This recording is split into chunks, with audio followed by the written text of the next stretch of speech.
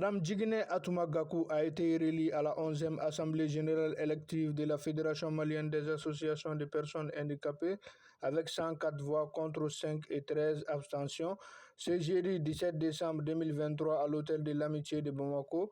La cérémonie d'ouverture a été présidée par les représentants du ministre de la Santé et du Développement social, Abdoulaye Maïga, en présence des partenaires techniques et financiers. Les grandes actions qui seront engagées pendant ces 4 ans seront l'amélioration du cadre juridique relatif aux droits des personnes handicapées. Nous allons mettre l'accent sur la mise en œuvre du décret d'application de la loi 2018-027 du 12 juin 2018.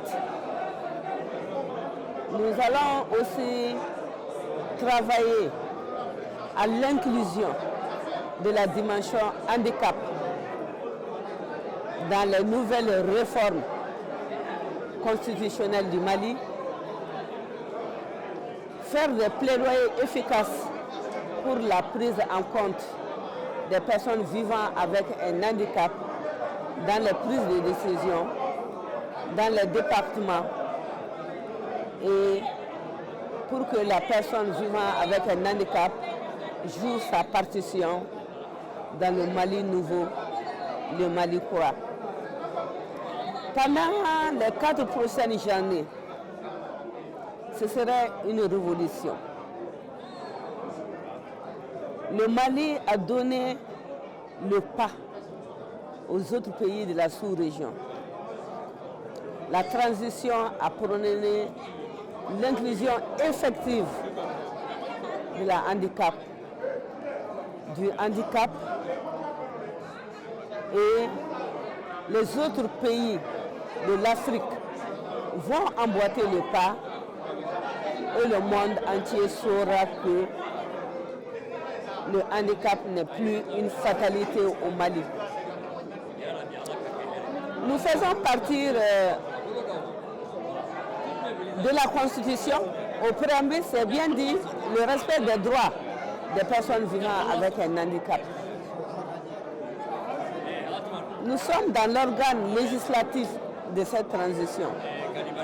Nous avons voix au chapitre. Et cette opportunité, nous allons la faire sienne. Nous allons profiter de cette opportunité pour que l'inclusion soit effective dans ce pays. Partager avec vous 3 raisons ou 3 des raisons principales qui justifient ma présence ici ce matin. La première raison, c'est l'excellente collaboration qui a existé entre IFES et la FEMAP depuis que j'ai commencé à travailler ici à Bamako en janvier 2022.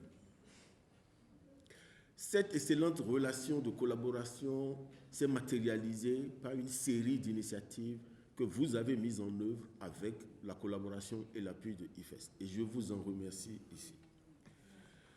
La deuxième raison qui justifie ma présence est liée au fait que le projet que met en œuvre IFES au Mali vise 3 objectifs, dont l'un consiste à l'inclusion des groupes généralement marginalisés, au premier rang desquels se trouvent naturellement les personnes vivant avec handicap. Et donc, dans ce cadre, IFES, bien que ce projet ait pour cible première les institutions de l'État, a pu travailler avec la FEMAP ainsi que d'autres organisations de la société civile dans le cadre donc des objectifs d'inclusion dans le processus électoral et la démocratie au Mali. La troisième et dernière raison qui justifie ma présence ici est personnelle. Moi, je crois profondément en l'égalité. Je crois en l'équité, je crois en la justice, je crois en la tolérance et je crois en l'égalité, je l'avais déjà dit, et l'équité. De mon point de vue, travailler à la promotion des activités ou à la promotion d'organisations comme celle que vous dirigez, c'est travailler à toutes ces valeurs que je viens de citer. Et donc, comme vous le voyez, pour ces 3 raisons, je ne pouvais qu'être à vos côtés ici ce matin. En vous réitérant l'engagement de IFES à continuer à collaborer avec vous, naturellement dans la limite, n'est-ce pas, de ses moyens.